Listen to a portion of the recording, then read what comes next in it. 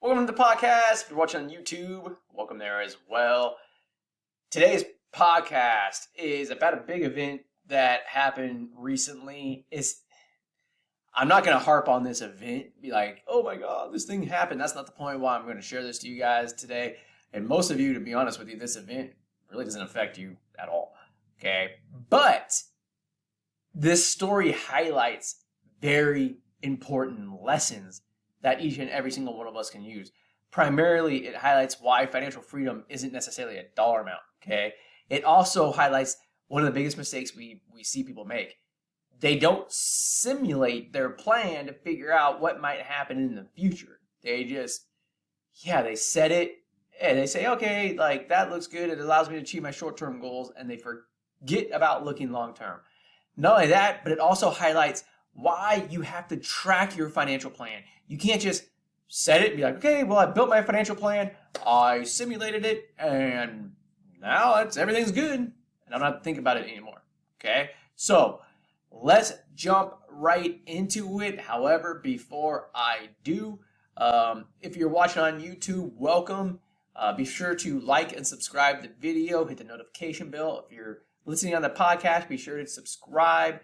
It helps us grow both the YouTube channel plus our podcast, and it helps you get notified when new episodes come out, so that way you're on top of your finances and you hear different things like our weekly financial updates and all that type of stuff about student loans and mortgages and investments. Also, one last thing, if you get the chance, share this with your friends. If you're benefiting from it, they could too. All right, so let's jump into it. What is this major event? First of all, I'm going to give you guys some background on this. It has to do with this thing called the FIRE movement. If you're not familiar with what that is, it's this thing that got really popular. I don't even know how long ago it was. It was like probably 10 to 15 years ago now. And it's kind of just blown up. And what FIRE stands for is financial independence, retire early. Okay. And there's a bunch of stuff on it out there. If you guys know what it is, you know what I'm talking about. Those of you, I'm going to give you some more background on it, okay? I'm just using this as an example. I said the guy that I'm going to be highlighting this, he goes by the name of Financial Samurai. That is his website. That's his moniker. It's a very popular website. It's been around for years. This guy actually has a finance background, okay?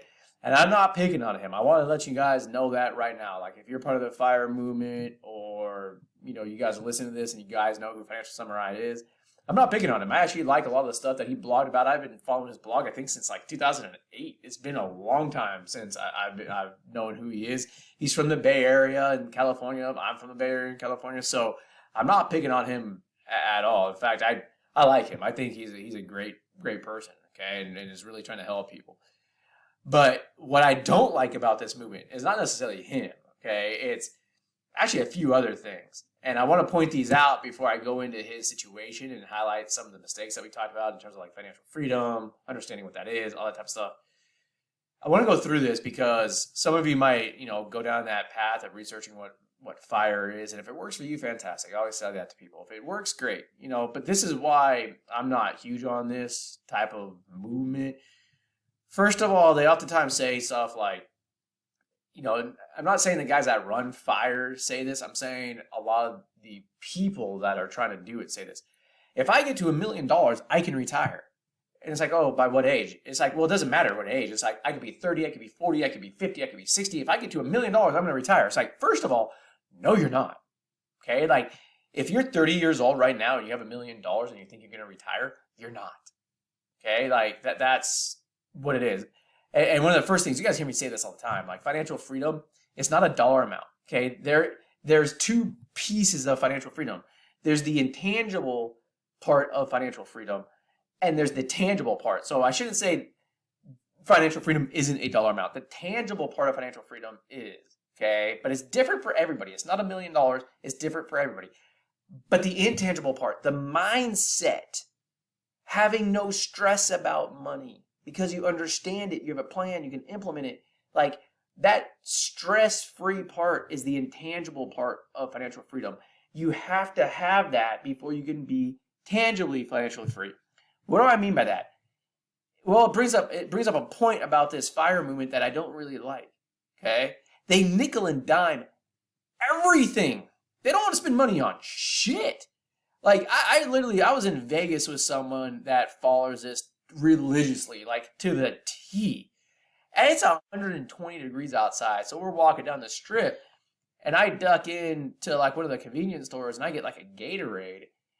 And he goes in there with his wife and they're behind me and they start freaking arguing about, well, why are you getting Gatorade? It's $1 more than water. And then it's like, okay, fine, I'll get water. Then the spouse turns around, the same spouse that was saying it's save $1 is turning around and be like, well, why don't you just drink from the tap then? It's free. It's like, holy shit. It's like $1.50. Who gives a shit? Just fucking buy it. It's 120 degrees outside. Sorry, I just dropped an F-bomb on the podcast. I get really pissed off when I hear about this stuff because that's not financial freedom either. I don't care if you have $1 million. If you're nickel and diming everything and you're stressing yourself out about that you're in 120 degree weather and you're worried about spending $1 on water, you're not free. I'm sorry. You're not free. You're a slave to money at that point. It doesn't matter how much money you have. That's not freedom either, right? So that's another thing I don't like about this movement. Now, the other one, like I said, the guy that I'm going to give you the story about with Financial Samurai, I like the guy, but a super majority of people that I meet that are doing this whole FIRE movement, they got really shitty attitudes. And they treat this thing like they're like, it's like a hardcore religion. I mean, it's like you say anything about this, like I bring this up about like nickel and diming things and the $1 million stuff. I mean, I guarantee you if some of them hear this podcast and hear me say that, I will be getting messages mother effing me about how can I say that? I don't know what the hell I'm talking about, blah, blah, blah, blah, blah. And it's like, okay, whatever. I'll give you some examples of this. Like, there was I got introduced to somebody because they were like, hey, this is how much money you need. Here's some analysis about blah, blah, blah, blah, blah, the FIRE movement. This is why you need $1 million. And I said to the person, very simply, I was like, well, there's some financial products out there that can actually do some things that would greatly benefit you, reduce the risk of to your financial plan, and also actually reduce the dollar amount that you need in order to retire. And he just freaking blew me up. You're a financial service guy just trying to sell products. I'm like, first of all these products that I just brought up in this, like to this guy, I don't make money on any of them. I just know what they are.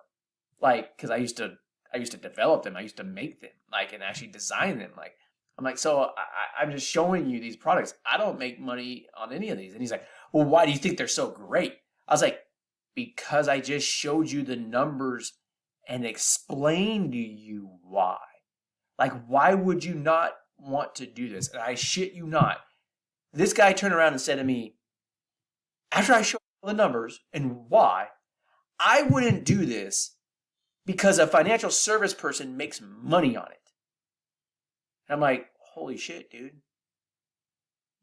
You're so ignorant that you don't want to use a product that can benefit you because somebody might make money by having you use it. That's some of the most ignorant shit that I have ever heard of.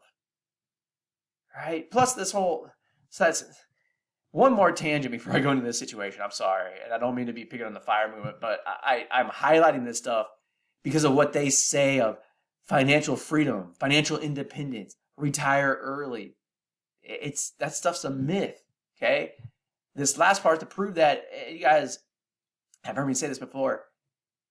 I don't believe in retirement. To me, when somebody says, I want to retire, it's like, you want to die? Like, what do you mean? But I did give you some more background on that. I don't believe in work. Okay. Like if you're not doing something that you don't love doing, like, then why are you doing it? Like what else would you be doing with your life? Like if you're quote unquote retired and you're financially independent, what, you're going to sorry, I swear again. What are you going to do? Sit around and do jack shit all day? Like, you're going to do something that you love, let it be traveling or whatever. That's still work. You can still make money by traveling and doing stuff, especially nowadays with like influencer stuff and everything. Okay? Like, I'll give you an example, right? Like, if you're doing something that you love, you don't want to do anything else. So let's just say you're a PT, right? Because I know a lot of PTs listen to this podcast. Would you rather waste 3 hours watching TikTok or helping and treating patients? If your answer is going on to TikTok, you're not in the right job. Okay? Like, that's easy to say. You should be saying to treat patients. And you should love doing that work so much that it's not really work, because you'd be doing that because you're doing it by choice. That's what you want to do. One last example, like, I do stuff with Fitbox, 14 to 16 hours a day, just, from blogs, podcasts, technology, algorithms, all that type of stuff. And people are like, oh, do you ever get burnt out? It's like, no, it's not work to me. Like, what? I'm helping people with their money. What else would I be doing? Like, I have nothing else to do. That's like the only thing that I want to do. So, like, no, I don't care about sitting on TikTok. I don't care about watching Netflix. I don't care about any of that stuff because it's not what I want to do, right? Like, so to me, this whole thing about retiring early, financial independence, all this stuff, that's the first thing I want you guys to take away from this, and why I talked about the FIRE movement so much, is the mistake of what financial freedom is. They think it's a dollar amount that they could retire. It's like, no, financial independence, financial freedom is all about the right mindset. So that way you have less stress about money. Like I said, nickel and diming, that's not stress-free either. That's not financial independence. You're still a slave to money, okay? So, Financial Samurai, let's go into the event that happened and how this highlights some of the mistakes that people make in terms of planning, implementing the plan, all that type of stuff, okay? He's in his 30s, and he retired from his 9-to-5 job. Like I said earlier, he's a finance guy. He has real estate real estate that generates income for him. He has a blog and a website that generate income from him. He's living in the Bay Area, which is expensive as hell. If you're not from there, it's stupid expensive. And now he's got 2 kids going to college, which is also very expensive. So in the article he wrote about this, one of the big things was when he built out his plan, he built it without kids. So he was able to save up to $3 million in assets, and he thought he was going to be set for life. But this highlights why you need to constantly check your plan. Now he's got 2 kids, and he's just realizing, oh shit, now that I got to put them through college, and the Bay Area is expensive to live in, I have real estate income, I have blog and website income, and it's still not enough. So guess what he had to do? He had to go back to work. How's retiring early working for you? It's not, right? That's the mistake that people make. One, they don't build a plan and simulate it long term. He's a financial guy, so he went and sat down and tried to budget it all out and did it. But then life events happened. Okay? Now, there might be some more to the story. That's all he put out publicly. But that's the thing I want you guys to take away from this. Some will not even build a plan. Some will build a plan and never simulate it. Some will do that stuff, but then never change it when they have life events until they get to that oh shit moment. And for him, he's lucky. Again, he's a finance guy. He caught this in his 30s and then had that oh shit moment. Most of the time, people hit their 50s and 60s and realize, oh crap, I did something wrong. And by that point, it's too late. Okay? Now, this is why I said these mistakes, it has nothing to do with the FIRE movement. I wanted to talk about the FIRE movement and Financial Samurai situation because it highlights those specific mistakes. Okay? That is one reason why I wanted to build Fitbox so bad. And why I said, like, all I want to do is go out there and help people with their money. That's why I don't care about anything else. Because I used to see this stuff all the time with people that were 50, 55, 60 years old. And so we built this technology and these algorithms and this AI so that way you could build your plan and simulate it. Okay? Even if simulated and it shows like 10 years ago, everything would be okay. Things change. As Financial Samurai hit, you got inflation, kids come, tuition goes up higher for college than expected. Maybe you wanted to buy a house in 5 years. and real estate went up more than expected. Maybe you got to change your plan. Like, you can't just set your plan and forget it. Okay? And that's one of the biggest mistakes that people make. Now, the good thing is that Financial Samurai, he did some of those things, and he's making that progression. Like I said, he hit that oh shit moment, but it was in his 30s. Kudos to him. Okay? However, like I said, he's a finance guy. He literally does money every day, writes about it, blogs about it, podcasts, conferences. It's his life. Most of you are not going to be in it that much. Okay? Again, if you guys want help on doing all this stuff to make it very easy, FitBucks has technology. You guys hear me talk about it all the time. Sign up for it. It shows why financial freedom, how you think about money, how this all stuff plays together. The technology can help you do that. It can put the money into the 3 categories that we talk about. I'm not going to go through that on this podcast because that's not what I'm highlighting on this. But it makes it very easy for you to see where money goes, build a plan, all that type of stuff, okay? But to end this podcast, it's a short podcast, but it's a very powerful podcast because it highlights the mistakes that most people make. First of all, financial freedom is not how much money you have or how much money you don't have. It's intangible financial freedom that matters the most. It's how you think about money, okay? That can be freedom by itself, okay? It also highlighted why you can't just not build a plan, why if you do build a plan, you just don't simulate it. It also shows why you have to continuously update your plan when you have major life events happening. Thank you for joining us on this podcast. Thanks on YouTube. Be sure to subscribe. Join fitbucks.com. You need help. You know how to get a hold of us. See you guys soon.